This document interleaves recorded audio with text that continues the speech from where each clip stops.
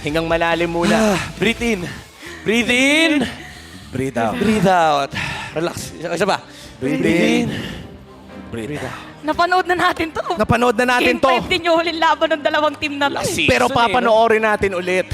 This is game number 5. Isa lamang ang makakaakyat papuntang MSC, papuntang Grand Finals.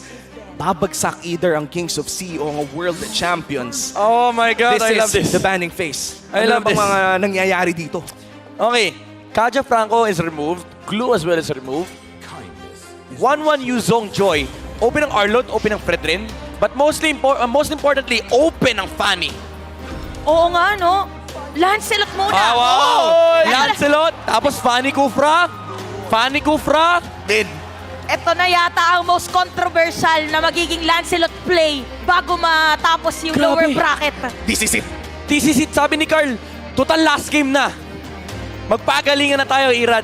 Again, open ang Fanny, open ang Kufra, open ang Kadita. Kadita Kufra is nice. Oh, Eve. Okay, pinili ni Exhort yung isang ruta, yung Eve route. Okay. Arlot. Pinag-usapan natin ito kanina actually. Arlot, napakadelikado sa kamay ni Nats. Pero men, ito na yun, yung main event na kasi. Do or die. Wala nang Okay. kasunod. Kinuha yung Kufra. Lancelot, Lapu-Lapu, Kufra. Wow. Comfort, Lapu? men. Lapu-lapu ni Sanford. Tandaan natin, ito yung Yumanik Kilamir ko. Ay, sa Indonesia. Niyanig si yung mga explainer doon. And Fredrin yung kinuha, hindi siya mag Fanny this time around. Sabi ng RSG, guys, we are the most fundamental team here in the Philippines. Let's go with Fredrin. Kunin natin yung winning recipe na Arlot ni Nats. And also yung Eve. Again, kapag si Exhort ay nag-i-Eve, ito yung fundamental route ng RSG. Lahat sila nakatingin dito sa objectives. But Echo, this time around, parang Echo Express yung lalaro mangyari. nila. Ang ganda ng draft na actually nung RSG dito kasi nakikita natin yung performance ni Nats talaga. Imagine mo, may yung final slash, tapos habang naka-real world manipulation, tapos may energy eruption, parang patong-patong na hold and crowd control yun eh. Ang daya, no? Yung kahit nasa labas ka ng real world manipulation, pumasok doon. Papabalikin ka. Dito po yung entrance, pupunta ng VIP. May ticket ka ba? Sige, pasok doon. Patingin po ng wristband mo. Tapos ibabalik ng Arlot. And this is going to be the final dance for game number 5. Yeah. Tinanggal na rin ang Harith, pati na rin ang Yuzong. This is maybe why nakakita tayo ng Lapu-Lapu in the hands of Sanford. Yep. Pero parang hindi kasi forced pick ang Lapu-Lapu sa isang Sanford. I would say, ang kinaganda rin sa Lapu-Lapu is meron siyang bypass versus the Arlot and abot niya kagad yung Eve. So most likely baka kumuha pa ng isang damage dealer ang Echo dito. I like the Mincetar ban and I think RSG is eyeing at Melissa and Carry. Carry I think is more sound considering that it's a laner, it's a good... Uy, Beatrix, wow! Beatrix versus Kufra Lapu-Lapu. This is interesting. Nag-init ata no last game, boss. Nag-init si Eman. And with that, a Farsa and a Carry. What do you think about this? Carry yung laban sa Arlot. Again, we've discussed that for days. And hawak nila yung late game. Meron silang enough early game firepower. And it's also a threat versus this front line of RSG. And tank na lang yung kulang ng RSG. Walang Franco. Pero may Grok though. I like the idea of Grok. Pwede Grok para may pang zone din at mailang yung Farsa. Yep. Kasi parang ang pinaka magiging threat dito for RSG is kapag nauna lagi yung Farsa kasi usually yung Eve pang counter mo, it's either pang counter. Oy! Wow! It is back! Ito na yun. Niisip ko kanina. Ito na talaga. Pwede. Kaso parang di ako naniniwala. Kasi masyadong maraming kailangan tignan. And baka mag-purify yung carry. Pero sabi ni Light, last game to, last game. Last game, main event. No regrets. Wala nang pagsisisi para sa mga teams na to. Ilalabas na nila ang kanilang lakas. Sino ang tataas papuntang Grand Finals? Echo versus RSG Slate Philippines. Isang istorya ang matatapos after this game number 5.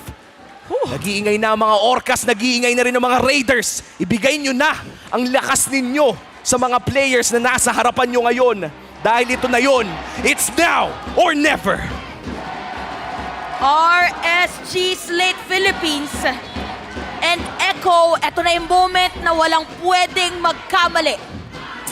At kung may magkamali man ay sana hindi sila magsisi. Early game is going to be exciting to see dahil nga nandito si Irad, Carl TZ, our star matchup for this one. Junglers na maraming pinagdaanan, yung isa nang galing sa MDL, yung isa marami nang naputunayan. At yan agad ang nakikita natin, Action Jackson in the mid lane. Yeah, medyo yung mid lane natin, kaya kontrolin na magkapare sa side. Actually, skill-based and information-based yung matchup na to. No? Yung Cho Eve plus Kufra Farsa. And looking at the battle spells, again, naka-purify yung dalawang important heroes dito na pwedeng hulihin ng Cho. It's Benny QT and Sanji on carry and Farsa. Sa matalang sa RSG, I like this. All flickers on 4 heroes. Siyempre, may retribution. Hindi pwedeng mawala yan. Feeling ko. And ang concept nito is, this time around, aabusuin nila yung heroes nila sa early game. Talagang gagamitin din nyo possibly yung flicker pag pang-set. So manggugulat na dito possibly yung side ng RSG. At makikita natin same pa din na talagang maingat yung mga players natin in terms of rotation at nakafocus ngayon ang RSG doon sa mga side lanes. And this is going to be a tank silot coming in from Carl TZ, no? Hindi pa tayo makakita ulit ng talagang legit na assassin na Lancelot. Yeah. Pero ang in-expect ko dito, actually hindi in-expect, pinagdadasal kong ito yung semi-tank silot. Yung medyo may bawas pa rin. Yung parang ginagawa ni Irad. Kasi di ba nauso na yung Molten Essence, Guardian Helmet, tapos yung Thunderbelt, and then tsaka ka mag-2 damage items. Yung si Warax. Irad, di ba eh? Si Irad, Molten Essence, Warax. Diretso agad, no? Kasi sabi niya war axe daw. So tama, ready tama. na agad sa team I like it. pagka merong war axe, di ba? Parang Galing. ganun yung concept ngayon. Kasi sabi nga ng RSG, nang re-raid tayo eh. Ba't ka magiging defensive? Be aggressive. Oo, Ayan, be aggressive. aggressive. Mas sige ko aggressive. Uy, grabe ang counteran ng bitawan din ng mga Grabe, skills. Sabi nila, birada. Pero si Sanford dito, meron bitaw din ng mga skill. Pero sino makakakuha ng turtles? Karami Sanji. Tapos makukuha Carl! din si Carl. Cheesy, palitan lang ng mga skills. Nagkasagpa Wow! Way of the Dragon against Yawi. And Yawi stance sa kamay, Irat. Grabe naman yun, yayakapin ka lang, sinipa mo pabalik. Grabe, hindi ka friendly. And ang gusto ko rito sa ginawa ni Light, tinatakot niya yung Farsa dun sa kanyang amba. And sabi ni Light, yung dalawa, may dalawang heroes na naka-flicker. Ito na nasisipain ko. Si Yawa nilang nisisipain ko. Pero ang ganda ng communication ng Echo, sabay-sabay yung pagbato ng spell sa Turtle, even yung Feathered Earth Strike ni Sanji. So they were able to close out on that objective. Now, looking at the items, I like the itemization ni Irad. Again, pinoint out ko to nung game number 1, yung Dreadnought Armor. Kasi kapag tinignan mo yung heroes ng Echo, halos lahat ng physical damage nila sa early game, ignoring yung carry, skill-based. Si Lancelot, si Lapu-Lapu. So medyo nagme-make sense yung Dreadnought Armor first item. And this Dreadnought armor talaga, I feel like yung deter na passive nito, as you said, nakakatulong din not only to himself but also for teammates. Dahil, correct me if I'm wrong, binabawasan niya mismo yung damage ng kalaban. It's a debuff. Debuff siya. Hindi siya on-receive eh. So, yung dealer talaga. So patong-patong dito yung pwedeng maging effect para sa side ng Echo. Kaya din pinipilit nila pagdating doon sa mga team fight. At talagang grabing gold swing. Kanina RSG 100, ngayon 200 Echo. Palitan lang para dito sa game. Sobrang close fight. Kaya nga, mararamdaman mo talaga yung tension between these teams na mas careful to kaysa sa games 1 to 4. And talagang kalkulado yung mga ginagawa nila dito. And hopefully, we do get that one big team fight or siguro sagutan para lang enjoy. Alam mo yun? I would say yung pressure, if that's the case, no, if lesser mistakes, yung pressure definitely nasa RSG. Kasi you need to make moves. But then again, you're against a carry. So nakakatakot din talaga magkamali. So parang may nagle-limit doon sa strength ng lineup ng RSG. But di natin alam kasi nag-accelerate sila ng game 4. May umapak ng gas for RSG. Speaking of umabak ang gas, meron sipa dito against Sanford. Ginamit ang Feather Esek pero walang tatamaan doon. Sakto mga jabomba dito kay Emma na meron bahay pa rin si Sanford. Merong reward manipulation. Turtle by the way, makukuha ng Echo. Nats. Tapos si Nats ang kanilang target pero Yawi una makukuha. Nats ay buhay pa rin. Palitan na naman para dito sa dalawang kupunan. Dead even na ang ating laro dahil nakakuha ng 2 kills ang side ng RSG pero Turtle muli ay napunta sa Echo. Looking back in this entire series, grabe talaga yung Turtle control rate ng Echo in all 5 games. Yeah, but the difference from game number 4 is this time around RSG, nakakakawa sila ng threat, nakakakuha sila ng something. It's not just the Echo taking the objectives, but it's also RSG amplifying yung momentum na nakukuha ni Eman. Eman is currently sitting with 2 kills, 1 kill and 1 assist. Ito yung factor na hindi nila nakuha nung game number 4. And remember, meron pa silang paparating na power spike. And yung power spike na yun, hinihintay natin para dun sa, let's just say, yung game-changing team fight. Yung biglang magkakaroon ng 2K or 3K gold lead. Because as of now, na medyo close pa nga yung ating gold, ay pwede pa rin namang pumalag ang both sides dito. And looking at the items for that tank silot, mukhang legit na tank silot ang ating makikita dito. Parang expected na magiging mahaba din yung laban. Nandoon yung Fredrin ang kanyang katapat dito sa game. And naman parang nagiging maganda dito nga ginagawa ng RSG is yung usual na play ng Echo, nabasa nila kasi kanina pa nandito sila yaw sa may bot eh. Pero si Eman talagang natatago din nila dun sa may ilalim ng tore. So alam nila kung paano na kukontrahin ang posisyon. Yeah, gusto ko yung nagdalawang isip si Nats kung bubuin niya yung Fury Hammer. Meron siyang nag-iisang blade na nakatambay na Nakareserba lang. inventory niya. Si Sanford naman, meron siyang Fury Hammer and going for Warlock siya. Ay, Warlock's Bloodless Axe. Considering na wala siya nakuha early kills, kailangan mo yung extra spell vamp during sa initial burst combo mo ng Bravest Fighter. And ang kinaganda dito sa ginagawa ni Sanford is gumagawa siya ng backup. If ever man mag-go sa kanya yung RSG at hindi siya mamatay and malanda yung full combo ng ng Bravest Fighter, bumabalik yung buhay niya. And ang concept ito is very sacrificial. Selfless yung gusto mangyari ni Sanford. And looks like Yawi, makukuha niya dito ang Fredrin at delikado si Irad. Fredrin strike ginamit na pero si Irad is gonna be down. Emma may pilin mo flicker out. Sabi ko na Emma is gonna be the target. Emma is down pero may sipa naman. Sanford dinala sa ilalim ng tore. Exort sakto ang kanyang real world manipulation. Pero magandang flicker out. And even yung skill dito ni Sanford ginamit para magkaroon ng shield. And Echo right now sila na ang nakakuha ng 3 kills. Sumakit yung ulo ko sa micro ng Echo doon, men. Hindi lang yung basta-basta macro, micro yun.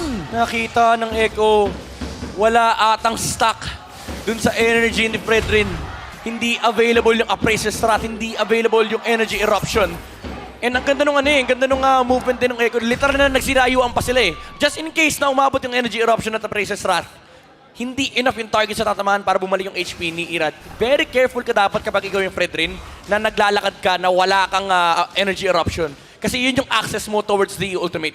Tsaka no moment na yun, actually for RSG naman, sumakto din yung real world manipulation ni Exort, kaso meron ding flicker yung dalawang players na nandoon sa kanyang ulti. Kaya naman makikita natin yun, for Echo makasira sila ng torre sa top lane. So iwas muna. Sanford bottom lane is the target. Lahat na mga pwedeng ipagbabato. Pero parang hindi pa uuwi ni Curtis. Kasi mga kapatid niya, isang poke lang. Kaya ngayon ang mga players ng RSG ay mapipilitan na lumakad pa uwi. Tuhugin mo pa. Ito sinasabi ni Carl, bawal kayo pumuntang Cambodia. Dito lang kayo sa Pinas. Tapos tinikeran pa ng RSG. Oh my God, grabe si Carl naging immigration. Hinarang lahat ng mga lilipad. Oo, bawal sir. Iba ang pinapakita ngayon ng Echo and it's really the communication na nakita natin doon. Yung ang dami nilang nakuha doon, yung 2K gold lead nila, umangat ng 3,000 dahil nakapag-push si Benny Cutie doon sa taas. Yeah. What a great commit coming in from RC State Philippines. Oh my Pero yung goodness. denial that came after it. Look at Benny Cutie, level 11. Sitting at 400 gold above the Beatrix. Although similar story to nung game number 4. So RSG still has ways of bouncing back, especially with the kicks. Kaso ang problema mo, itong Purify carry, priority target siya number 1. Kasi imposibleng mapatay mo si Lancelot in this game unless Cartesi messes up. Kasi pag tinignan mo yung lineup mo, wala kayong catch versus the Lancelot unless i-commit talaga ni Light yung sipa kay Lancelot. Nagkasalubungan Yawi is gonna be the target at may real world manipulation dito para kay Exort. Nuts. So may patalikod. Nuts ay papasok na din naman. Pero Nuts ay mababawian ng side ng Echo. Eman with those shots. Gapisong buhay. Pero buhay pa rin dito. Grabe na. Totoo ba yun? Totoo ang agimat. Ang agimat ni Sanford na buhay ng isang HP. Tinugan 2. Fortress pumasok pa nga. Puncture sa 5. At naka-exit pa nga. Carl Tusok going online. Sabi ni Carl, kaya din niya yung mga dashes na ganon. Oh my, this is Carl. Kung meron lang tayong camera, pakifocus lang Carl. Feeling ko mga sinasabi nito, ganito mag-Lancelot boy. And RSG, they don't have anything against this. Mind you, this was the first pick Lancelot similar to what RSG did with Irad. First pick Lance, walang sagot. And Benny Cutie, untouched on the back line. Sanford living under 1 HP. By the way, gusto ko i-comment si Eman doon. Hinintay niya talaga yung flicker. ni Sanford. Unfortunately, naging enough yung window na yun para magkaroon ng siguro pisong HP. Si Gapisa eh.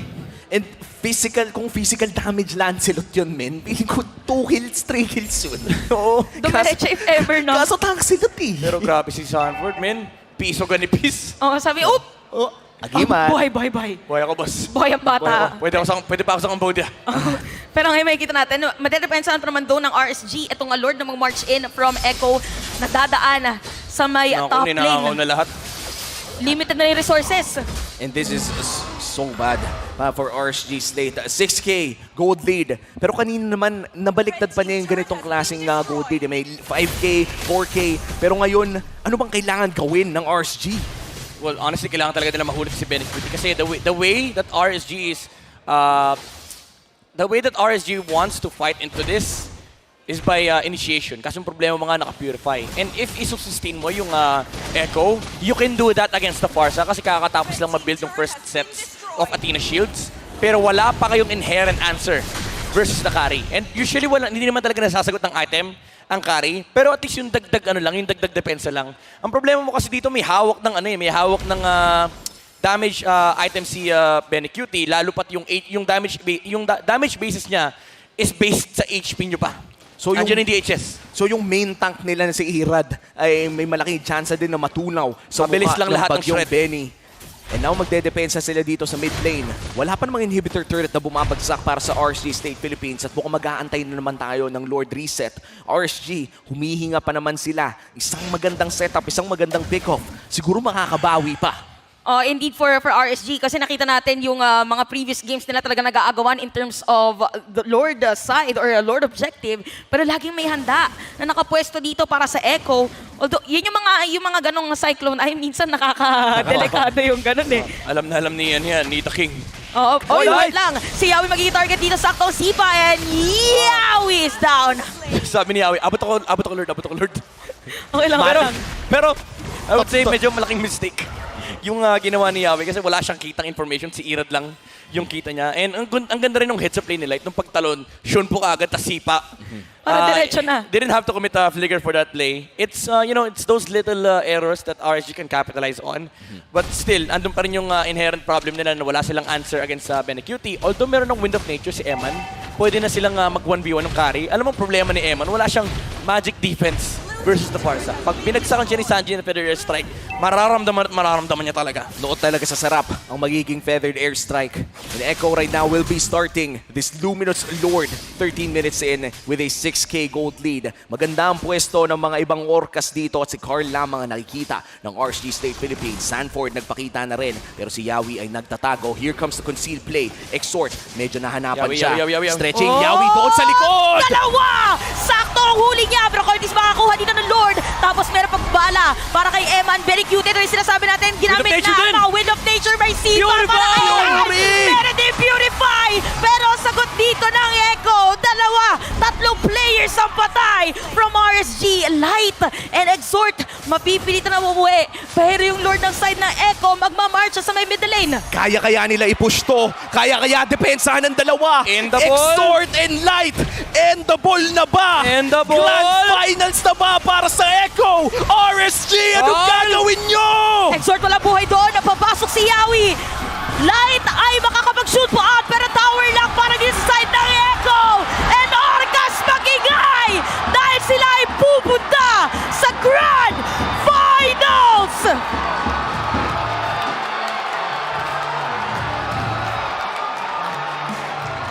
Kulay purple ngayon ang SMX. At nag-iingay ngayon ang mga Orcas. Echo books their ticket to MSC. And the Grand Finals, a rematch against Blacklist International. Whew. What an intense game. Echo and RSG. For Echo, kinailangan lang nila isang magandang set to seal the deal. Wow. Again, this is the return of the Orcas. Not just to the Grand Finals, but to their form. Kitang-kita natin on how they executed that last fight. Nandoon yung mga ideas na binanggit natin kanina. Yawi with the setups, frontline is amazing. And Benecutie, The unkillable gold laner. Wow. And you can look at the sportsmanship mula dito sa mga manlalaro na to. And correct, even if medyo nagkakainitan sa social media, competitive banter lang kasi yun eh. Itong mga teams na to ay talagang may respeto sa isa't isa. At ngayon, RSG State Philippines, palakpakan natin ang RSG para sa maganda nilang season. This is RSG State Philippines. Makakausap lamang natin sila mamaya. And what a series. Oras na ba para marinig sila? Mara, ikaw na ata to.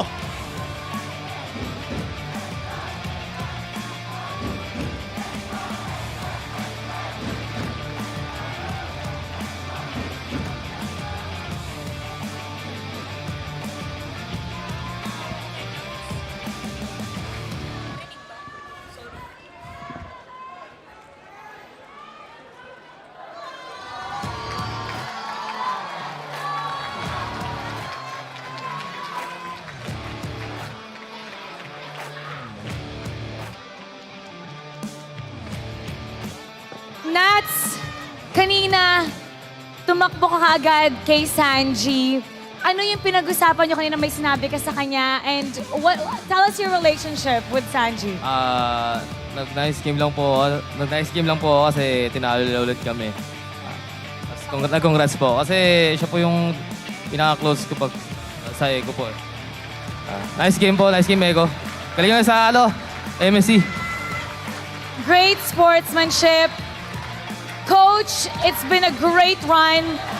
I know this was a heartbreaking loss, but you know you have so many Raiders supporting you, continuously cheering for you. What do you have to say to everybody? And tell us about the entire journey and how happy you are with it. Totoo lang, hindi ko expect na abot kami sa top 3. Kasi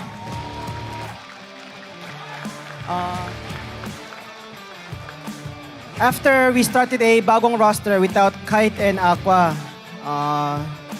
sobrang shaky yung journey namin. Walang communication, disiplina, teamwork, bonding. Pero si H2O preparing so hard for the regular season. Tapos si Irad stepping in to help. And then the team overall helped each other and then created magic. I'm really happy of our result today. Walang regrets. Because sabi ko, winning is just a bonus. Ayoko lang yung may regrets sa dulo. And today, I'm very happy for Echo that won today. Echo, congrats and good luck sa MSC.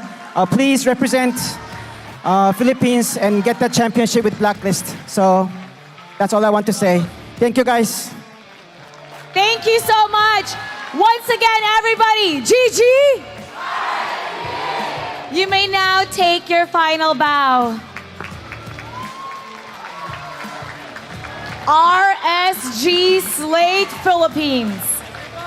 They've had a great run and you could see the sportsmanship between the two teams. We're expecting you to come back even stronger next season. Once again, everybody, GG! GG! And now, it's time to call our grand finalist, Echo!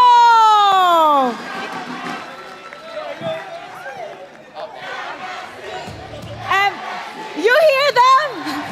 Everyone's cheering for you, Yawi. Kanina, pumunta sa'yo si Exort at naiyak siya. Ano yung sinabi mo sa kanya kanina? Kay Sanford po muna siya pumunta. Kay Sanford, ano yung sinabi niya? Si Exort.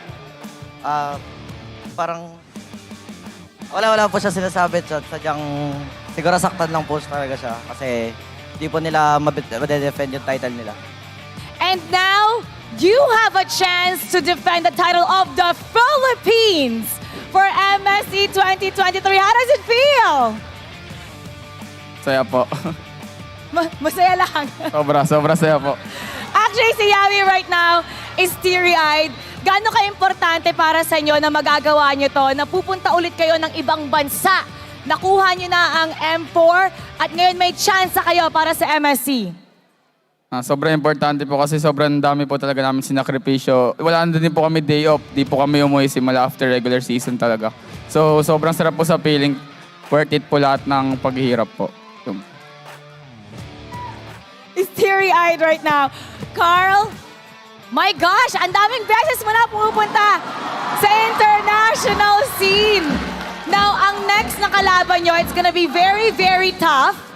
Even though kayo yung nag-champ, matalo nyo sila sa M4, sila pa rin ang defending champs ng MPL Philippines, which they say is the hardest region to beat. Sabi nga ni Edward, babawian daw nila kayo, kaya kayo ang gusto nilang makatapat. Now, what do you have to say to Edward at ano yung ma-expect mo sa next match? Edward, try mo lang kami bawian, ready lang kami. Tapos, pakitaan natin ng magandang laban, fans. And we're all looking forward to that. Once again, Echo Loud! Congratulations, Echo! You may now take your bow and take your walk of victory. We are so excited for our grand finalists. Now Echo will get to represent the country to see the world in Cambodia for MSC 2023. We're gonna be talking more about that match. So balikan na natin ang ating casters. Pasok! Maraming salamat, Mara Aquino. Nagbabalik tayo dito sa casting desk. Our finals matchup is a rematch of our Season 10 Grand Finals. Anong thoughts nyo dito?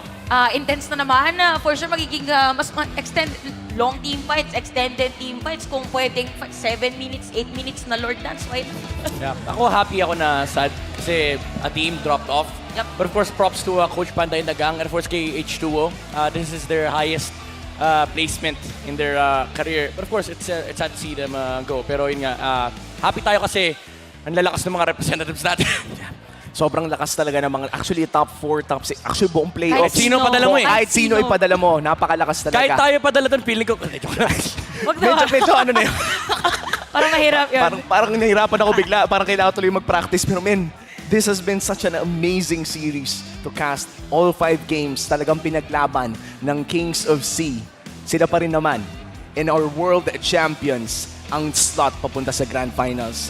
What a series to watch. In ating Grand Finals ngayon, Blacklist International, defending MPL Philippines champion, gustong-gusto nang bumawi ng Echo sa kanila. Pero ang tanong, makakabawi nga ba? Kami ang inyong naging casters para sa hapon na to. Punta muna tayo sa ating analyst na si Renmar. Game 5, kamusta na?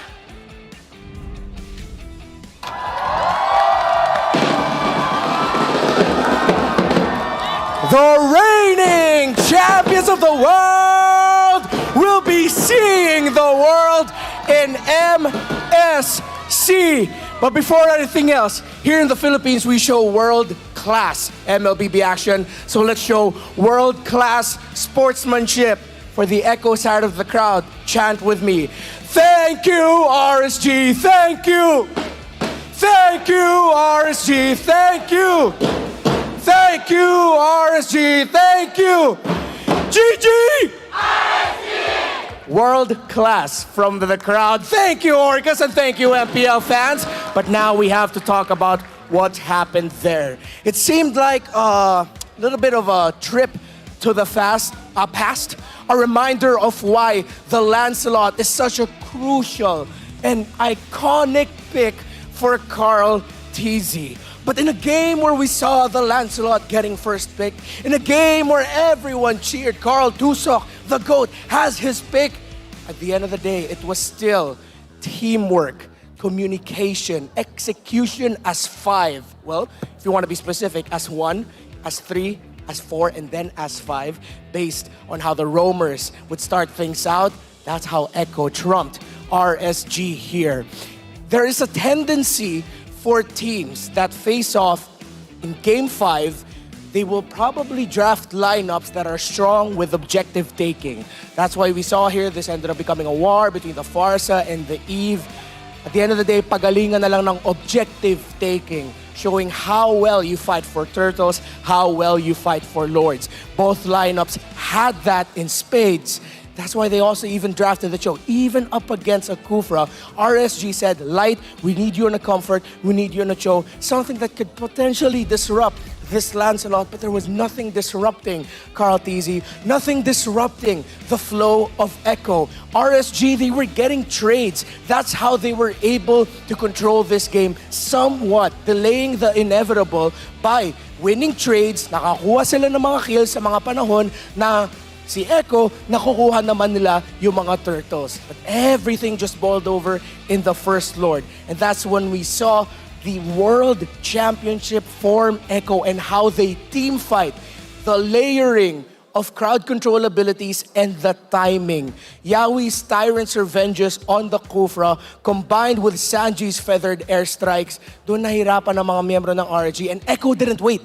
Echo didn't allow RSG to find the perfect time to position para makalaban sila na maayos sa mga Lords at sa mga Turtles. And Echo, knowing that they had the lead, that Benny Cutie was relatively farmed up well, yes, they were still respecting Emon's pick. Exort had great real-world manipulations, but it seemed like time and time again, it was Echo setting the tempo, rotating a little bit faster, getting to the crucial areas first. But this is how RSU played the game really well, knowing na meron silang Cho, na minsan kung hindi sila yung una makakapunta sa mga objectives sa kailangan na pwestuhan na lugar, well, at least makaka-counter sila.